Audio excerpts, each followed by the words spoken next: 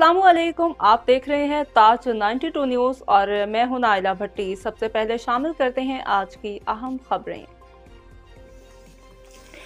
हैदराबाद से अब्दुल जब्बार मेमन की खबर शामिल करते हैं। सिंधी अदबी बोर्ड के चेयरमैन मखदूम सईद जमात शहीद जुल्फ़िकार अली भुट्टो की 44वीं बरसी का मौका पर जारी करदा बयान में कहा कि जुल्फ़िकार अली भुट्टो अजीम शख्सियत और अजीम सियासतदान थे।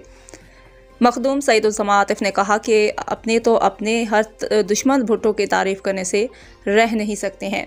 जुल्फ़िकार अली भुट्टो जदीद सोच के मालिक थे। वो पाकिस्तान की बदलती हालतों और वक्त के साथ चलना चाहता था। मखदूम सईद जमात ने कहा कि पीपल्स पार्टी का पहला कन्वेंशन हाल में हुआ। पार्टी बनने के बाद मखदूम तालिबुल मौला ताहियात वाइस चेयरमैन रहे। मखदूम सईद जमात ने कहा कि पीपल्स पार्टी के 4 बुनियादी असूल वाज़ा किए गए हैं जो बाद में पार्टी की पहचान बने। इस्लाम हमारा दीन है, जमहूरियत हमारी सियासत है, सोशलिज्म हमारी मईशत है, ताकत का सरचश्मा अवाम है।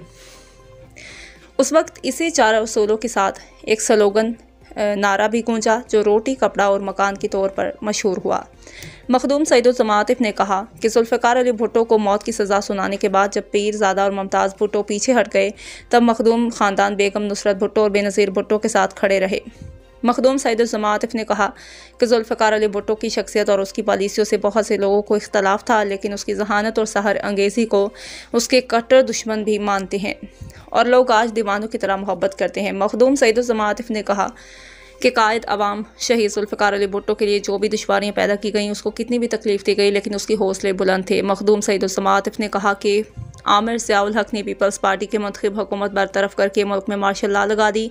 सितंबर 1977 में नवाब मोहम्मद अहमद खां के कत्ल के झूठे इल्ज़ाम में भुट्टो साहब को गिरफ्तार किया गया। मखदूम सईद जमात ने मज़ीद कहा कि 7 में से 3 जजों ने उसको बाइज़्ज़त बरी करने जबकि 3 जजों ने मौत की सज़ा देने की मंजूरी दी, जिसमें उस वक्त के चीफ जस्टिस ने भी मौत की सज़ा मंजूर की। मखदूम सईद जमात ने कहा कि आवाम आज भी भुट्टो साहब को इसी अकीदत और प्यार से याद करते हैं जो कि प्यार और मोहब्बत उसको अपनी ज़िंदगी में ही आवाम से नसीब हुई थी।